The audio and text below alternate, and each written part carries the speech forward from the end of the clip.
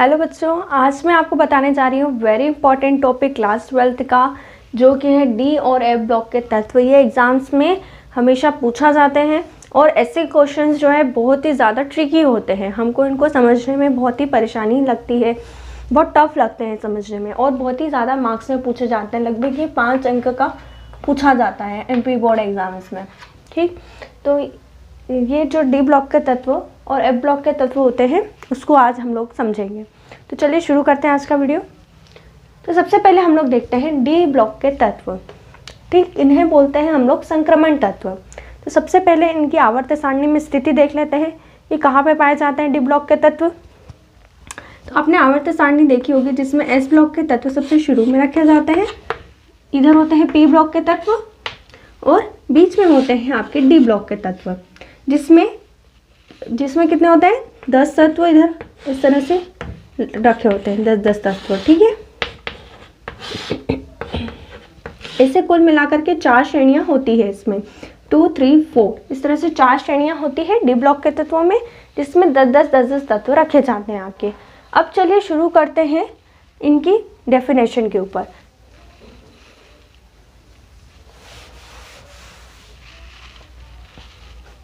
सबसे पहले हम लोग देखते हैं इनको संक्रमण तत्व क्यों कहा जाता है। तो संक्रमण तत्व इन्हें इसलिए कहा जाता है क्योंकि ये एस ब्लॉक और पी ब्लॉक के बीच में सेतु का काम करते हैं। कैसा काम करेंगे? सेतु का काम करेंगे। मतलब इसमें जो डी ब्लॉक के तत्वों में जो गुण होते हैं वो कुछ कुछ एस ब्लॉक के तत्वों से होते हैं और कुछ कुछ पी ब्लॉक से तत्वों के साथ सिमिलरिटी रखते हैं, समानता रखते हैं। इसलिए इन्हें एस ब्लॉक के तत्व और पी ब्लॉक के तत्वों के बीच में सेतु का काम करते हैं ये लोग, इसलिए इनको संक्रमण तत्व कहते हैं।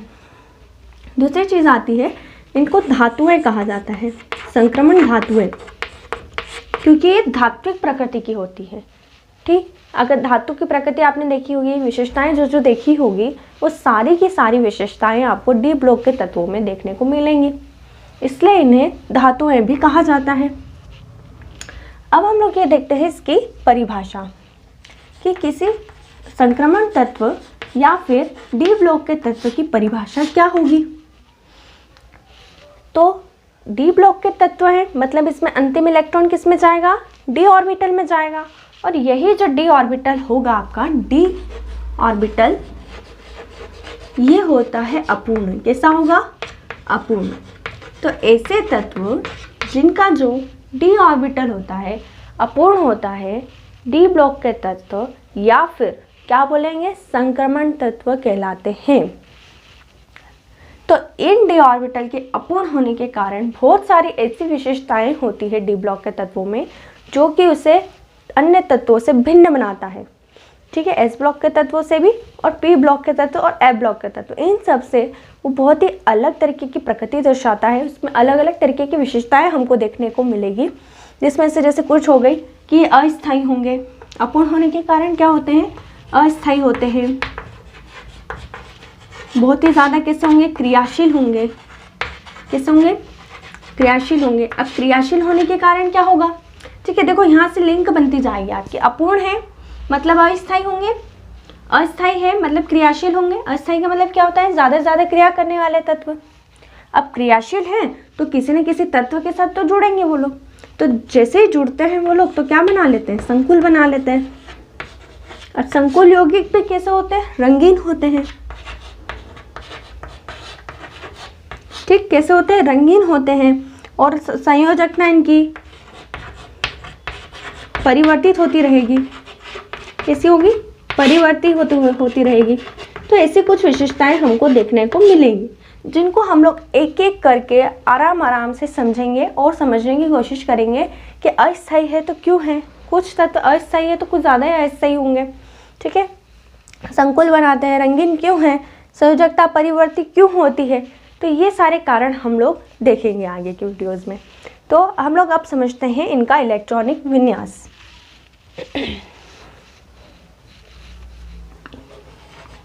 तो अगर हम लोग डी ब्लॉक के तत्वों का इलेक्ट्रॉनिक विन्यास देखते हैं तो वो होता है NS1 to 2 N-1D 1 to 10। क्या होता है?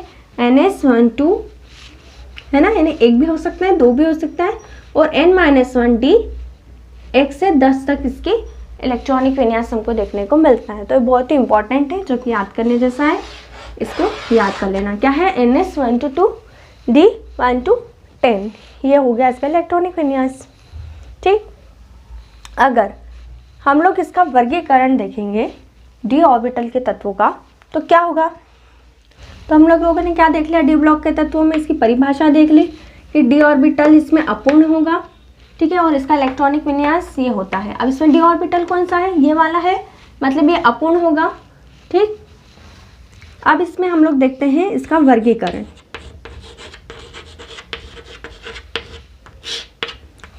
अगर हम इसका वर्गीकरण देखें तो इन्हें कुल 4 श्रेणियों में विभक्त किया गया। कितनी श्रेणियों में, 4 श्रेणियों में। सबसे पहले श्रेणी आती है 3D श्रेणी। कौन सी श्रेणी आएगी, 3D श्रेणी आती है। दूसरी आती है 4D, ठीक है, 4D श्रेणी। तीसरी आएगी 5D और चौथी आएगी 6D। 1 2 3 4 ऐसी 4 श्रेणियों में इनको विभक्त किया गया है। तो 3D श्रेणी का मतलब क्या हो गया, इसमें जो अंतिम इलेक्ट्रॉन होगा वो किस में जाएगा, अंतिम इलेक्ट्रॉन जाएगा 3D ऑर्बिटल में, और इसका इलेक्ट्रॉनिक विन्यास कैसे हो जाएगा, अब ये हो जाता है 4s 1 to 2 और 3D 1 to 10, ये हो जाएगा इलेक्ट्रॉनिक विन्यास इसके अकॉर्डिंग। इसके बाद 4D श्रेणी के इलेक्ट्रॉन, अंतिम इलेक्ट्रॉन किस में जाएगा, 4D में जाएगा, ठीक है। वैसे इसका इलेक्ट्रॉनिक विन्यास भी हो जाएगा, कैसे हो जाएगा, 4D 1 to 10 तो रहेगा, अब इसमें एक बढ़ा दो तो क्या हो जाएगा 5s 1 to 2, इस तरह से भी लिख सकते हैं।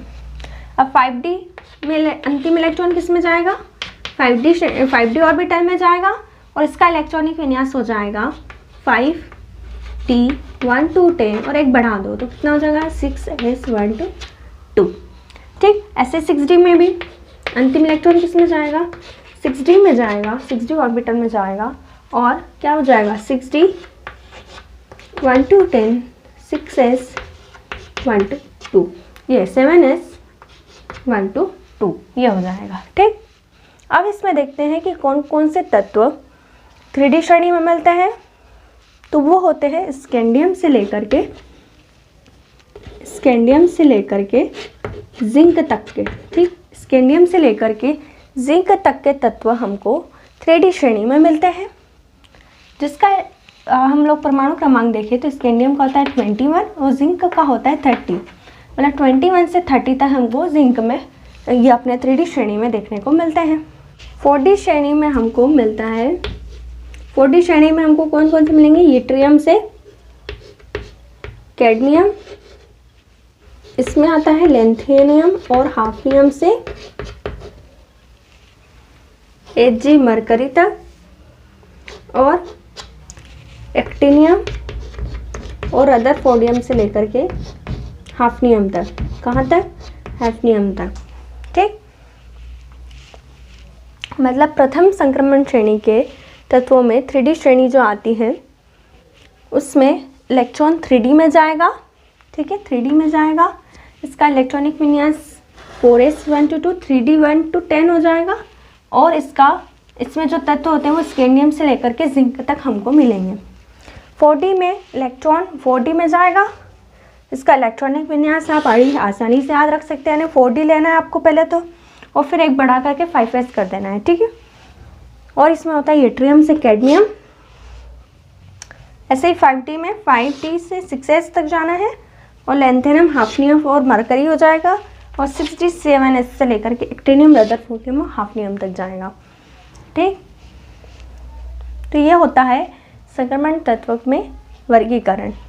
कितनी श्रेणियाँ होंगी इसमें 4 श्रेणियाँ होंगी, 3D 4D 5D और 6D। ये इसके इलेक्ट्रॉनिक विन्यास हो गए, और इसमें ये तत्व हो गए, ठीक। क्या हो गए, ये इलेक्ट्रॉनिक विन्यास और ये तत्व। अब इसमें एक टर्म ये निकल कर आती है कि कुछ तत्व जो होते हैं जो कि संक्रमण श्रेणी में रखे गए हैं, पर उन्हें डी ब्लॉक के तत्व तो कहा जाता है पर संक्रमण तत्व नहीं कहा जाता है। ऐसा क्यों है? क्योंकि जैसे जिंक हो गया, ठीक, ये अंतिम जो तत्व होते हैं जिंक, कैडमियम, मरकरी, ये ऐसे तत्व हैं जिन्हें हम लोग संक्रमण तत्वों की श्रेणी में नहीं रखते हैं। ऐसे क्यों है? क्योंकि जैसे जिंक का परमाणु क्रमांक क्या है? 30 है। तो इसमें क्या होता है, डी ब्लॉक पूर्ण रूप से भरा होता है। डी ऑर्बिटल क्या होता है, वो अपूर्ण न रहेगा। कैसा होगा? डी ऑर्बिटल पूर्ण रूप से भर जाएगा। ठीक, कैसा भरेगा? जैसे जिंक हो गया जिसका परमाणु क्रमांक 30 है, ठीक, तो इसमें जो डी ऑर्बिटल होता है वो पूर्ण रूप से भरा हुआ होता है। कैसा होता है? पूर्ण होता है, वो अपूर्ण नहीं रहता है, जिसके कारण ये संक्रमण गुण प्रदर्शित नहीं करते। संक्रमण तत्वों के समान जो अन्य संक्रमण तत्व होते हैं जिसमें डी ऑर्बिटल अपूर्ण होता है, उनके जैसा ही गुण प्रदर्शित नहीं करेगा, जिसके कारण ये वाला जो जिंक हो गया और कौन सा, कैडमियम और मरकरी, इन तीनों को संक्रमण तत्व की श्रेणी में नहीं रखा गया है। तो ऐसे क्वेश्चन कई बार पूछ लिए जाते हैं एग्जाम्स में कि जिंक, कैडमियम और मरकरी को डी ऑर्बिटल के तत्वों में या फिर संक्रमण तत्वों की श्रेणी में क्यों नहीं रखा गया है? क्योंकि इनमें जो डी ऑर्बिटल होता है पूर्ण रूप से भरा होता है, जिसके कारण ये लोग जो जिंक, कैडमियम और जो मरकरी है वो अन्य तत्वों के समान गुण प्रदर्शित नहीं कर पाते हैं। ठीक, मैंने आपको जैसे बताया था डी ऑर्बिटल के तत्व क्यों इतने गुण प्रदर्शित करा है, क्योंकि इसमें अपूर्ण है ऑर्बिटल ये वाला, जिससे वो अस्थायी होगा, क्रियाशील होगा, संकुल बनाएगा, ठीक, ये सब काम करता है। अब हम लोग देख लेते हैं प्रथम संक्रमण श्रेणी के तत्वों में कौन कौन से तत्व हमने रखे थे। ठीक, तो देखते हैं सबसे पहले प्रथम संक्रमण श्रेणी। तो प्रथम संक्रमण श्रेणी को हम लोग क्या बोलते हैं? 3D श्रेणी। मतलब इसमें अंतिम इलेक्ट्रॉन किस में जाएगा? 3D में जाएगा। और इसमें स्कैंडियम से लेकर के जिंक तक के तत्वों को हमने रखा था, तो बस उन्हीं तत्वों को रखना है। अब सबसे पहला तत्व कौन सा आ जाएगा? स्कैंडियम, दूसरा टाइटेनियम, तीसरा वैनेडियम, फिर क्रोमियम, फिर मैग्नीज, फेरस, कोबाल्ट, फिर निकेल, फिर कॉपर और फिर जिंक। ठीक, स्कैंडियम का हम लोग अगर परमाणु क्रमांक देखेंगे तो क्या होता है? 21, टाइटेनियम का 22, बस इस तरह से बढ़ाकर लिखना है। वैनेडियम का 23, क्रोमियम का 24, मैग्नीज का 25, देन 26, 27, 28, 29 और 30। क्या आपके परमाणु क्रमांक कंप्लीट हो गए। अब इसके इलेक्ट्रॉनिक विन्यास हम देखें तो हम लोग ले लेते हैं ऑर्गन, जिसका होता है 18। ठीक है, तो हम लोगों को पूरा इलेक्ट्रॉनिक विन्यास लिखने की ज़रूरत नहीं पड़ेगी और डायरेक्ट लिख देते हैं क्योंकि 3D है। ठीक, मैंने 3D में क्या बताया? 3D तो लिखना ही है आपको। ठीक, अंतिम इलेक्ट्रॉन 3D में तो जाएगा ही जाएगा। 3D1 और 4s क्या हो जाएगा? 0।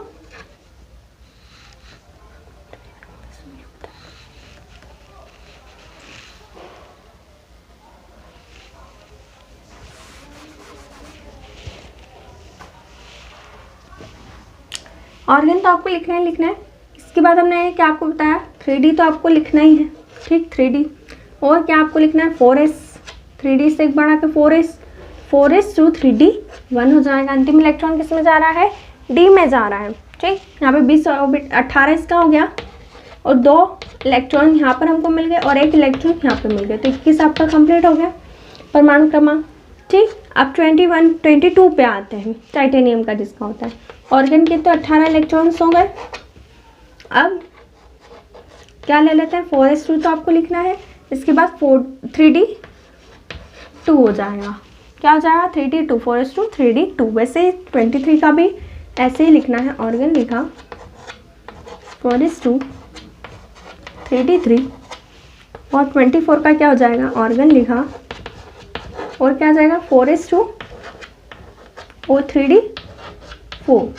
बस 24 है तो 3D4 हो गया। बस आपको इतना ही याद रखना है। ठीक, वैसे मैग्नीज का क्या हो जाएगा? 4s2 3D4 5 और ऐसे ही चलते जाना है आपको। 3d6, ठीक। कोबाल्ट का हो जाएगा 3d7, निकल का 28 तो क्या हो जाएगा 3d8, कॉपर का है 29 तो 3d9 और 30 है जिंक का तो हो जाएगा 3d10। तो इस तरह से क्या हुआ, जिंक में देखो मैंने आपको बताया था ना 3d10 पूर्ण रूप से भर गया अब ये।